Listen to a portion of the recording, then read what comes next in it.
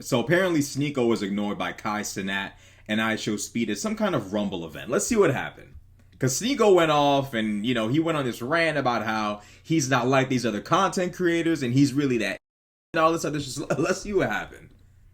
Yeah. Can you please wait with Sneako? Yes. Okay, perfect. They're with you? Yes. Have fun, guys. Okay. Yo, I'm not gonna lie. I feel for Sneako here. I feel for him, bro. He knows Kai. Sneako and Kai and AMP, they made content like way back in the day, like 3-4 years ago. Like they've been at it for a while. They know each other.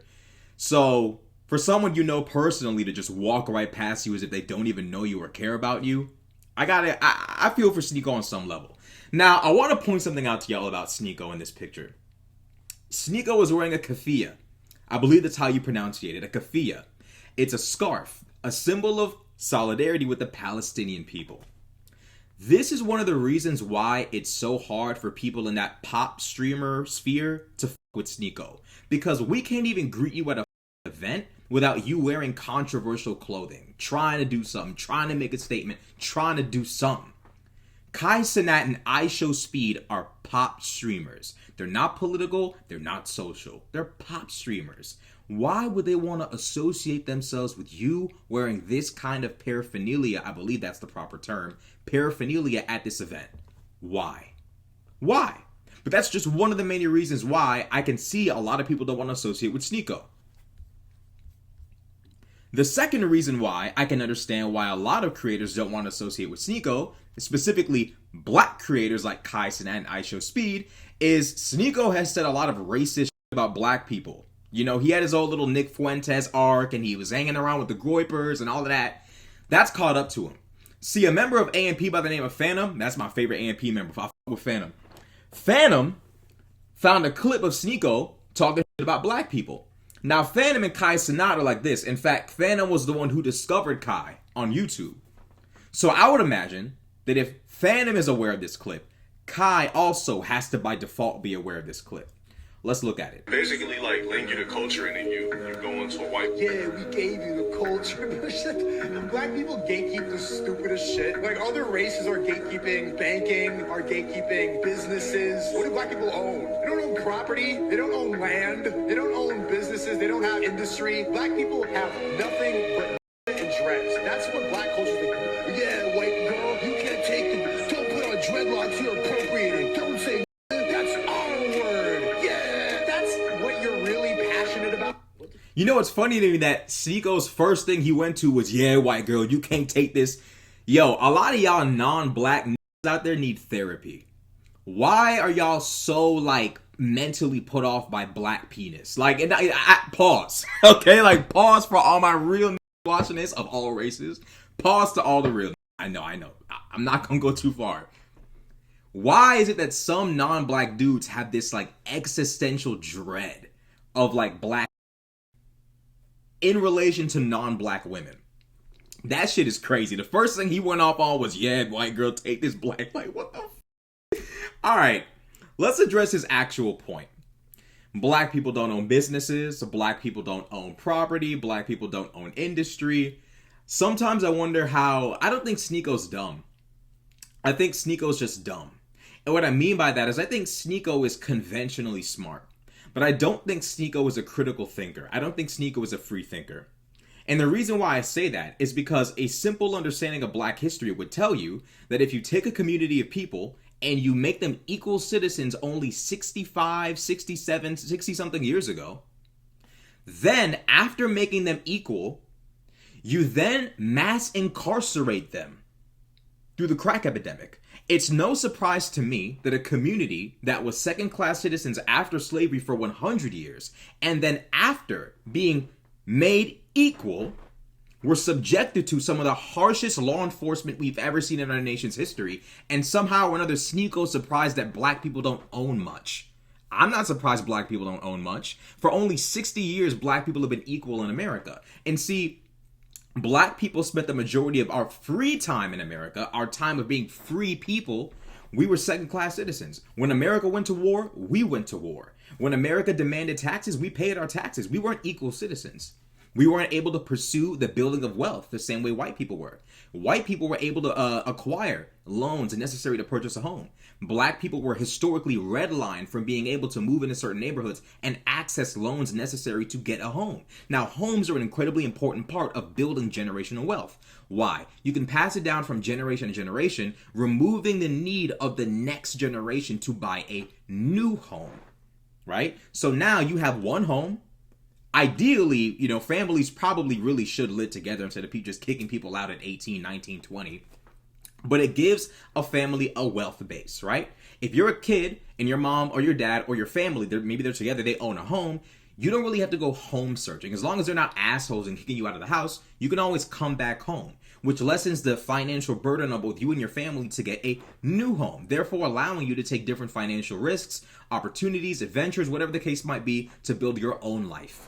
Black people for the majority of American history could not do this. This is why you look at inner city areas, black people for the most part live in public housing. You look at the Great Migration from the South. Black people are originally from the South, but they fled the South after slavery because of racial violence. So they move into these urban areas in the North, but they're still not equal. They're still dealing with discrimination, segregation. They can't acquire the same opportunities, the same rights. Everything is withheld from them for the majority of their time in American history. So it blows my mind when Sneako sits there and says black people don't own shit. Why would black people own as much as any other group in America? Even immigrants that come to this country, for the most part, are usually prior educated. They usually have money and education before they come here. This false narrative of all these immigrants come here with $1 bill. Usually those are illegal immigrants crossing the fucking border. Illegally. My family came here with $1 bill. Yeah, they probably came here illegally, more than likely. The people coming here on planes, bro, these people already have educations. These people already have money. They're not broke by any means.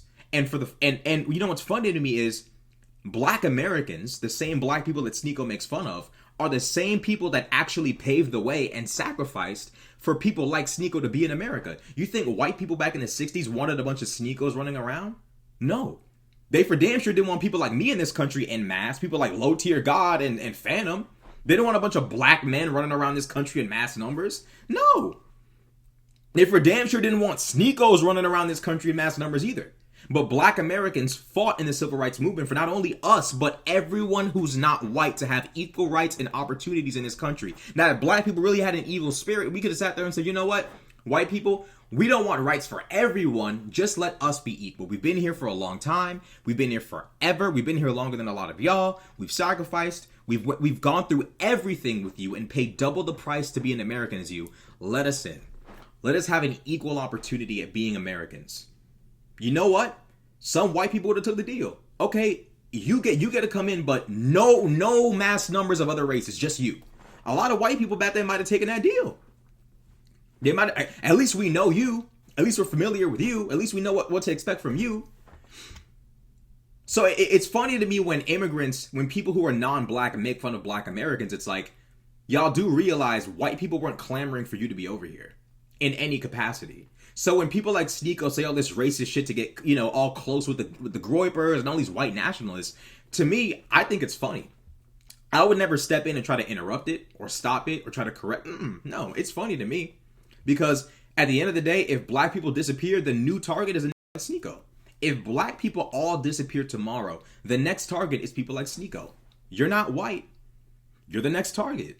So it's just funny to me when he sits there and says, black people don't own shit. They gatekeep dreads and rap music. Yeah, a community that for the most part has had nothing for the majority of their time in this country are going to cling on to what little they've created. Imagine if you go from being slaves to being second-class citizens, to then creating the most popular genre of music in history ever, hip-hop. Obviously, you would tightly guard that. Historically, most black genres of music have been demonized. When black people made jazz music was considered of the devil. Jazz music was considered degeneracy, right? By white people, they thought it was degenerate. When rock music came along, it's degenerate. Blues came before rock. Blues came along, degenerate, demonic. Rock music, degenerate, demonic. Notice how white people have embraced all of these genres. Jazz, blues, and rock. Now hip-hop is going through that exact same phase. It's degenerate, it's nasty, it's gross. The same thing's gonna happen. Black people will eventually leave hip hop behind, and white people will probably embrace it even more. We're already seeing it in country music. Country music is incorporating a lot of hip hop elements to at this moment, at this time.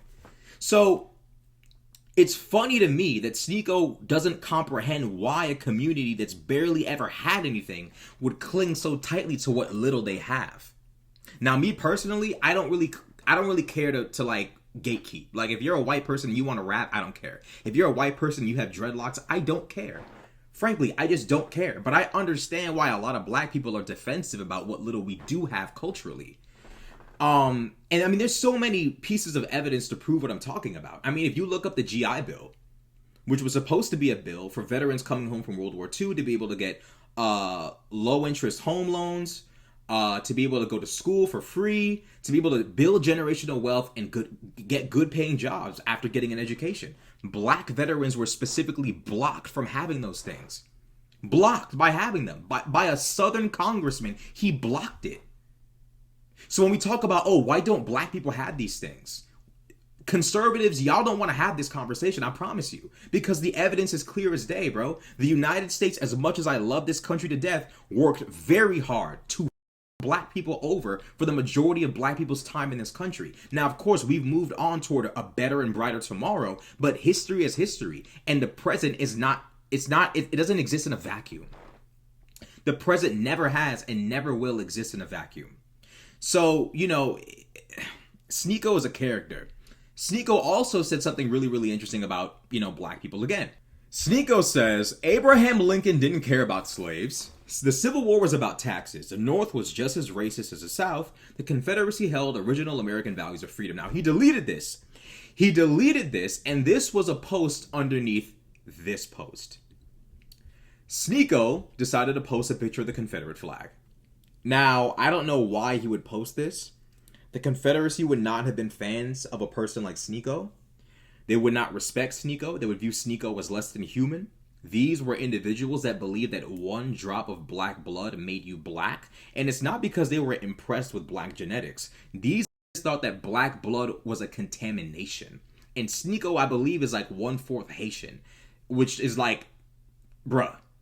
Like, if there was ever a community of people that get the most amount of disrespect for being black, it's Haitians. Sneako is 1/4 Haitian, I believe. And yet, he posts a Confederate flag picture on his Twitter. He hasn't deleted it, but he deleted this. Abraham Lincoln didn't care about the slaves. The Civil War was about taxes. The North was just as racist as the South. The Confederacy held original American values of freedom. Now, first and foremost, we know Abraham Lincoln did care about the slaves to some extent because the Confederacy launched the Civil War because they were afraid that Abraham Lincoln would undo slavery. Abraham Lincoln was in no way, shape, or form pro-slavery. However, Abraham Lincoln said himself, I will prioritize the conservation of the Union. If freeing the slaves maintains the Union, I'll free them. If keeping the slaves enslaved maintains the Union, I'll keep them enslaved. Whatever maintains the United States of America is my first priority. And I gotta admit, that's what a leader is supposed to do. You know what I'm saying? Like, I'm obviously anti-slavery. But Abraham Lincoln came in the game saying, look, I understand I'm the president of the United States. The preservation of the Union is my first and foremost responsibility. I will prioritize that. The South didn't give a fuck, though. They perceived his election as basically an act of aggression against the right to own slaves. And as a result, the South waged war on the North. Now, if you don't believe me, we can obviously look this up. Now, South Carolina was the first state to secede from the Union. We'll read their Declaration of Secession to figure out why they did it. So, the victory of Republican presidential candidate Abraham Lincoln in the 1860 elections convinced South Carolina legislators that it was no longer in their state's interest to remain in the Union. South Carolina declared its secession from the United States, citing an increasing hostility on the part of non-slaveholding states to the institution of slavery. South Carolina insisted that the northern states had breached their constitutional obligation to enforce federal laws like the Fugitive Slave Act. Now, this is important. Sneako says here, the Confederacy held original American values of freedom. Now, the Fugitive Slave Act was a law that would force non-slaveholding states to capture slaves who had ran away from their masters to apprehend these individuals and return them to their masters. So here we have the Confederate States of America, the southern states at the time, trying to force non-slave states against their will, stripping these white people of their freedom and forcing these white people to capture slaves and return them to their masters. How is that in any way, shape, or form the embodiment of original American values of freedom? Somebody help me understand what I'm missing here. The Confederacy was not only obsessed with enslaving black people and stripping them of their freedom, the Confederacy was also obsessed with stripping non-slaveholding states' white people's right to not participate in this evil act of slavery. They were trying to strip their right to say, look, we don't want anything to do with this. If these slaves run over here, they're under our jurisdiction, they're under our state, we're not returning them. You can't make us return them. We don't believe in that bullshit. We're not returning them. The South was mad about that. So let's continue to read. Okay? So South Carolina insisted that the northern states had breached their constitutional obligation to enforce federal laws like the Fugitive Slave Act and had united in the election of a man to the high office of President of the United States who would inaugurate a new policy hostile to the South and destructive of its beliefs and safety.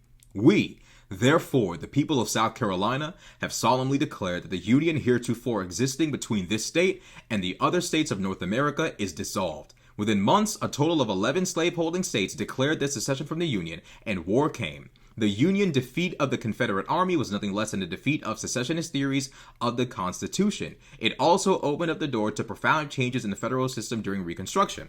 So one thing I want y'all to understand is that the Confederates weren't afraid to tell you why they were waging war. They started the Civil War. And they made it abundantly clear, like, bro, we want to preserve slavery. We believe it's our right to own slaves. And the North seems to be on its route to endanger that right. So what we're going to do is we're going to preemptively strike them, which is literally what happened. And we're going to secede from the Union. This is all historical fact. This is what I mean when I say Sneako is dumb. He's not dumb, but he's dumb. Like, he's not... I think Sneako would pass a math test just fine. I think he's a generally smart guy. I'm dumb. I couldn't, like, bro, I don't think I've even passed one math test. But I'm the type of nigga, bro, you tell me some shit, I'm going to do the research before I just believe it. Like, I need time to consume information, assess what I already know, contrast that with what I don't know, and figure out what I think to be true. Sneako seems to be of the mindset where anything contrary to the popular narrative is automatically true. So if mainstream narrative says the Confederacy started the war for slavery, well, people who get canceled for saying somewhat true things disagree with that, and they think it was because of taxes. So since they find themselves contrary to the popular narrative, I'll believe what they're saying too. I'll believe that. When you can literally just read the actual words of the actual Confederates instead of listening to people like Nick Fuentes. The information is literally on the internet. And this is the part that blows my mind, is like Sneako seems to think he's entitled to interacting with Speed and Kai, and it's like, bro, you're on the internet saying disrespectful shit about black people and black culture and black history, and yet you think you're entitled to, you know, you're somehow entitled to speaking to these guys. It's like, if I'm Kai, I would never interact with Sneako. After all the shit Sneako said about black people and black culture, if I'm a pop streamer like Kai, I would never interact with Sneako. For what? For what? I would never do it. Now, me personally, Rashad Crenshaw, I would interact with Sneako because I'm a socio-political commentator. I exist and live for this. But like Kai and Speed, bro, they're pop streamers, bro. Their audience is kids and shit and like normies. Like, why the fuck would they compromise themselves to entertain shit like this? Talking about the South seceded for over taxes. Really? Taxes. You can literally look all of this shit up. Now let's listen to Sneako's rant about them ignoring him. They try to lump me in with these other influencers. I want to reiterate right now, I am not like these other man. I am not like one of these other influencers. I'm not them. Sean Strickland doesn't seem to understand that. A lot of the people in the MMA community, they think that they're lumping me in there. Bro. I'm not going to lie. Sneako deployed the N-word really well. He flowed really well. Gotta give it to him. He didn't sound uncomfortable, so I know he's slinging a lot of N-words in his private time. Smooth. The only videos that they allow of me on YouTube right now are videos of me getting punched in the face. The Random Dawa Muslim channel, they're deleting every single video off of their channel because I'm speaking positively about Islam. You know, it's funny to me that he sits there and speaks positively about Islam. You know, Sneako, like, bro, you've promoted nothing but chaos in the last 2 years, bro. Between the red pill shit, Islam, like, you're promoting Islam in the West. Why would we want to promote a religion that stifles freedom of speech, freedom of expression, freedom of religion, freedom of women? Why would we want that in the West? Now, I'm not in favor of censorship, but it's funny to me because Sneako has supported violence against people for criticizing Islam. Like, he's literally sat there and copped mad pleas for Islam. So it blows my mind that he's okay with derailing people's freedom of speech for insulting Islam, but thinks that he's supposed to have free reign to be on the internet. You gotta pick a side, bro. You have to pick a side. If I'm ever clipped in a positive way on YouTube, they take it down. When it's ever something negative, when it's a hit piece, when it's a documentary trying to shit on me, Sneako got humbled, they keep it up. On TikTok, my face needs to be blurred. They need to call me Sneakio on TikTok. Sneaky. They can't use my real name. That's how sensitive I am. I gotta give it to Sneako, though. I don't think Sneako was a bitch for getting beat up by Sean Strickland, though. I think that was real. Like, I don't expect Sneako to win that fight. But the fact that he sat there and took those punches, not a lot of could do that, bro. You know what I'm saying? Like, not a lot of niggas will even get in with a guy like Sean Strickland, bro. And Sneako wouldn't go down. Like, Sean Strickland is hitting him with everything. I'm saying he's torquing.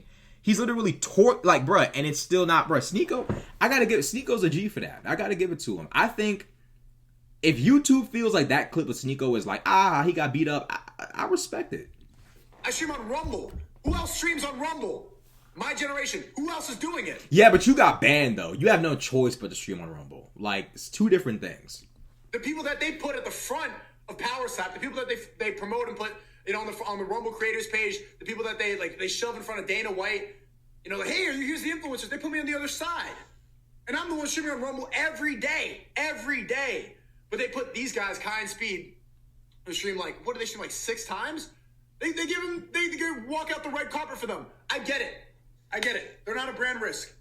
They're jumping around, they're dancing. They're not going to speak about anything that is going to cause a problem, right? Nobody's going to, you know what to expect when you get them. But don't call me one of these influencers when I'm not one of them. We're not in the same category. It's not a superiority thing. I have to be in the different section. People are afraid that I might ask a question that's gonna lose them a brand deal. That's the point. You always want to play the politics game. Like, bro, I love politics and social commentary to death. But even I understand there's a time and a place for everything. There's a proper time and place, bro. You show up to this event wearing a fucking keffiyeh scarf, bro. That's your fucking problem. It's like you always want to show off something. You got to learn and understand the importance of sometimes playing the game. If you don't want to play the game, you can't expect to last long in entertainment. The idea that somehow or another you're going to stick around for the long haul, it's false. You can't do that. All of us play the game on some level. Each and every single one of us play the game. I play the game. I love politics. I love social commentary. But even I have to watch what I say. We're all imperfect people. We all say and believe crazy things.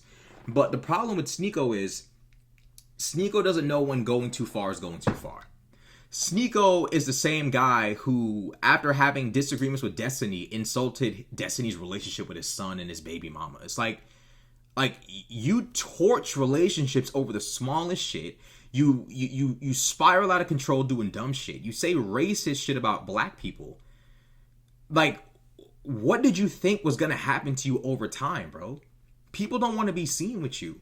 You're starting to shift into that realm of Jack Doherty and Neon and that type of realm. And that's not really where you belong. You're not like those guys, but you're slowly shifting there. And, at the end of the day, bro, Sneako's racist comments about black people is probably the main reason why Kai don't want to interact with him, bro. If I'm a black man, bro, not only from a place of dignity I can't be next to you, but from a place of bro, my audience don't want to see me next to a nigga talking crazy about black folk, bro. I can't have that on my brand. Next thing I'll wake up tomorrow in the shade room, Kai Cenat seen with racist anti-black streamer Sneako. We can't, bro, come on, bro. You know what I'm saying? Sneako doesn't know how to play the game. He wants to drag political and social commentary into every sphere. You can't do that, bro. You got to know how to just live and let live and chill for a second. Even Andrew Tate knows how to do that, bro. Andrew Tate, one of the things I like most about Andrew Tate is he knows when to turn it on and turn it off.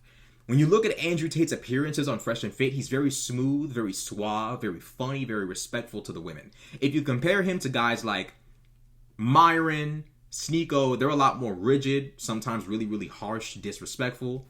I understand that Myron being the host of the show has to be very, very... Myron has to be like very, very, sometimes aggressive to keep the show in order.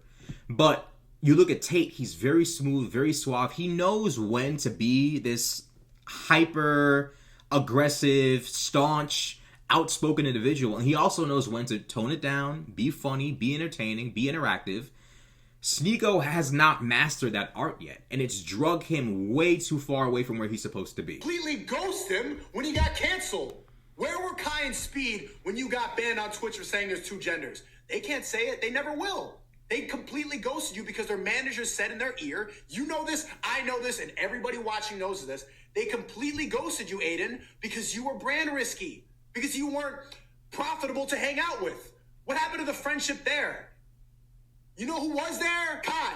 When you got accused of rape allegation, when last year, New Year's Eve, when they tried to accuse you of rape, who was there on stream defending you while everybody else was silent? Well, everybody else was like, what? I immediately defended you because I know that they try to do that to successful men. As soon as you get to the next path in life, they try to bring up some false allegations, and I defended you, Kai. And then you walk right in front of me. Aiden, same thing when you got canceled. These people were not your friends. They only fuck with you when it's profitable for them. This whole influencer shit is like high school times 10. It's all a giant popularity contest. There's no loyalty whatsoever. They smile and do a little dance and bark, but none of them actually even like each other. They only pretend to so that they can get more money and fame. I mean, Sneako's not wrong about this. You know, there's very rarely real friendship in the industry because you can't really trust anybody. You know, people are crazy, especially on the streamer shit. Like, people are mentally unwell. They're unhinged. And, you know, you can't trust everybody. I will say this much. Aiden Ross coming on Twitch and saying there's only two genders or whatever. I do think that as streamers, we owe it to people like Aiden Ross to not alienate them and ghost them when they say stuff like that. There are certain things we should not allow companies to bully us into agreeing with or saying. Saying there's two genders, which is like just true. Allowing Twitch or any other platform to bully us into not having platforms on their platforms. You know what I'm trying to say. Sitting there and being silent, not standing up in solidarity with another streamer, it hurts all of us. Because if you can't say there's two genders, there will be a new frontier. And then you get banned for that. And then you get banned for the next thing. Before you know it, the amount of shit we can say becomes extremely limited. And for me, a socio-political commentator, that's a strong concern for me. So Sneako is right to an extent. Like, you know, if Speed and Kai did actually ghost Aiden when he said there's only two genders, that's problematic because it makes the business harmful and dangerous for all content creators.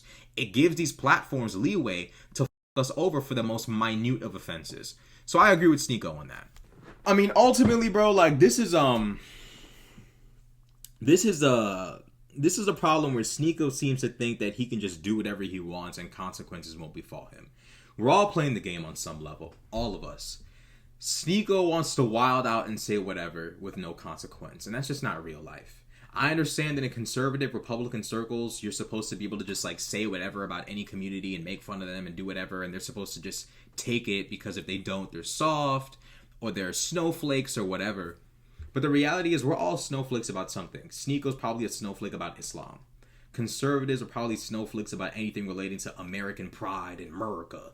You know, black people are snowflakes about their history and racial relations and all of that. Sneako's in a position where he's got to realize and understand, like, bro, this is life, bro. You've become a massive brand risk. You've become incredibly risky for these guys to hang around. And the reality is, bro, like, you've tanked a lot of good relationships in favor of bad ones. For example, you torched your relationship with Destiny in favor of Zerka. Zerka's an unpredictable character. I love watching him. He's hilarious. But Zerka is an incredibly unpredictable character. You never know what he's going to do, what he's going to say. Zerka is incredibly unpredictable. You torched your relationship with Destiny, talked shit about his son, his baby, all of that, in favor of Zerka. You sat there and said Melina was in your DMs. You've done a lot of foul shit for clout. You know, it's funny, like, you look at guys like Sneako and Kai, they stick to strictly just entertainment. Sneako has snaked niggas he's cool with for the sake of clout and entertainment, bro. Like, Sneako is such a wild card and wild character. It blows my mind that he's surprised at where he's ended up. It blows my mind. But at the end of the day, bro, like, I really don't feel bad for him. I mean, the whole black people have nothing but dreadlocks and rap music. I mean, that right there would torture a relationship with any black content creator that sees that shit. I mean, I would talk to Sneako, I would debate him, but I could never be cool with the nigga. I could never dap you up in public. You know what I'm saying? We could debate, but like, y'all know me. Y'all know I don't fuck with racism toward anybody. I've defended the Jews from Kanye. I've defended white people from BuzzFeed. I've defended black people from whatever. Like, I don't fuck with racism, period. But Sneako, you've associated with neo-Nazis. You've torched your relationship with really good creators. You've torched your entire platform trying to be like Andrew Tate 2.0. You know what I'm saying? You flew a little bit too close to the sun. And mad warned you. Even Nick Fuentes was like, bro, chill. They're going to snipe your ass. You didn't listen. So, I mean, Sneako kept going and going and going and going and going. You know?